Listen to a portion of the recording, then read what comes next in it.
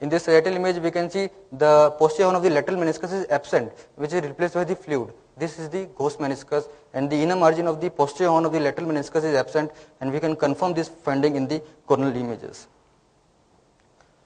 Coming to the complex tear, this tear includes 2 or more patterns of the tear. In this sagittal image, we can see there is a component of the longitudinal tear, horizontal tear, and also of the longitudinal tear.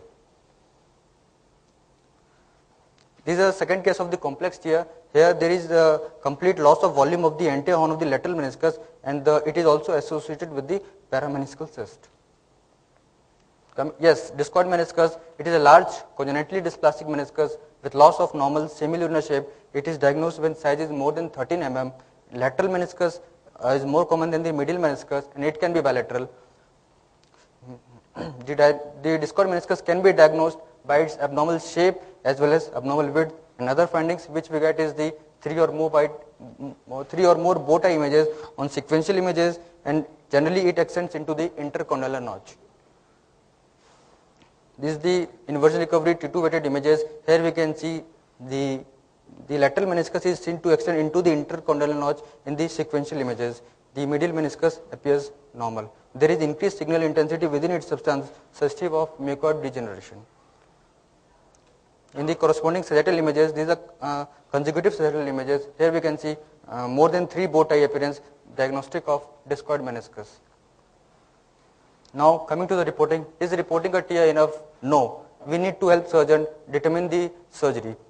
We have to also say that whether there is any displaced fragment or is the tear repairable. So the MR report should constitute these 4 main findings: the location of the tear, the size, configuration, and if there is any displaced fragment or not. Coming to the cruciate ligament, it is there are 2 cruciate ligaments, anterior and posterior. Anterior cruciate ligament, this is the anterior cruciate ligament here. It is usually seen in the one sagittal images. It is a dark band paralleling the intercondylar roof, and it is usually 3 to 4 mm thick.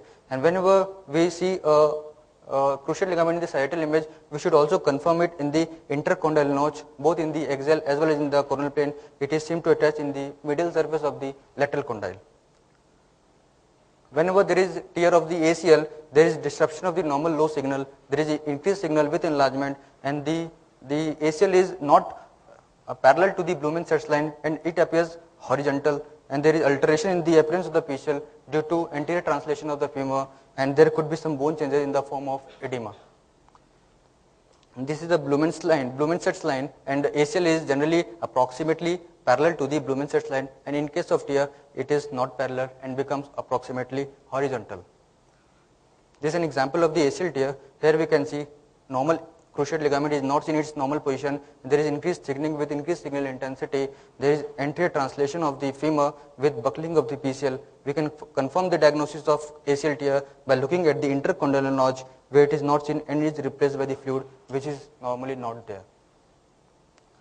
This is another example of the ACL tear. Here we can see some part of the ACL which is horizontally placed, and the ACL is not normally seen in this case in the intercondylar notch and is replaced by the fluid, and it is diagnostic of the ACL tear.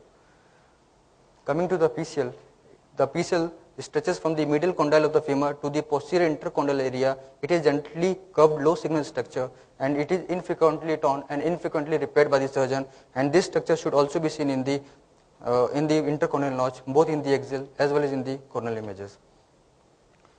Whenever there is PCL disruption, there is the loss of the normal low signal of the PCL, diffuse thickening and increase in signal intensity is seen, and it is also non-visualized sometimes. This was the case of the acute knee injury. Here we can see the posterior cruciate ligament in its femoral attachment is not seen.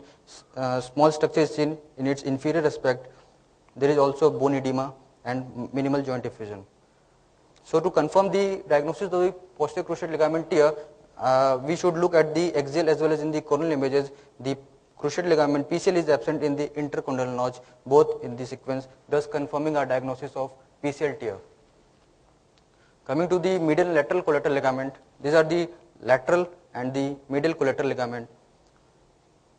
This is a case of acute knee injury. Here we can see significant minimal joint effusion with significant bone edema. Here we can see the medial collateral ligament is disrupted, and there is coupling of the superior aspect of the medial collateral ligament. This and the mild edema is also noted in the lateral collateral ligament in its superior aspect. Coming to the patellar retinaculum, these are the medial and lateral patellar retinaculum which is of low signal intensity in all the sequences. These are two different cases. This is a right knee. Here we can see some increased signal intensity at the attachment at the patellar side. Here diffuse edematous changes is noted in the medial patellar retinaculum. Minimal mild joint diffusion is seen. This is the synovial plicae. Coming to the MR of the articular cartilage can be damaged in degenerative condition, infective or post-traumatic. In the first image, we can see there is significant osteophytic projection rising from the margins of the patella, superior aspect of the tibia, subchondral cystic area is seen with mild joint diffusion and subcutaneous edema suggestive of degenerative changes. This was the middle one is the case of the septic arthritis, significant destruction of the articular cartilage of the lower end of the femur and upper end of the tibia is seen, and significant bone edema is seen, evidence of synovitis, mild diffusion, joint diffusion, and the subcutaneous and soft tissue edema is seen as well. This was the case of post-traumatic injury. Subchondral cystic area is seen with irregularity of the articular cartilage. Now these are few cases which generally seen in our department. There is a well-defined septated cystic structure seen in relation to the medial head of the gastrocnemius, which is seen to extend anteriorly through the semi-membranous bursa. This is a popliteal cyst. In this axial section, we can see multiple well-defined low signal intensity structure in the synovial joint.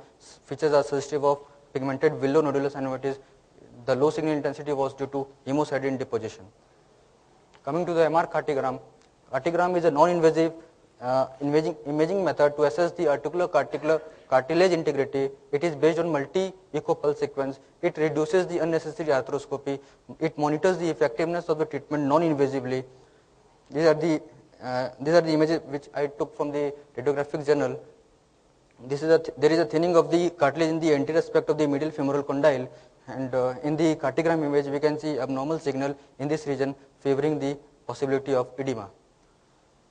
Coming to the disadvantage, there are generally two disadvantages of the imaging in 3T MR. One is the increased specific absorption rate, and second is that it is prone to artifacts. Future development, images can be acquired in the axial plane at 0.3 mm slice thickness and reconstructed in the sagittal and coronal images. Additionally, 3D images and movie clip can be produced which can provide the surgeon with virtual arthroscopy. Thank you.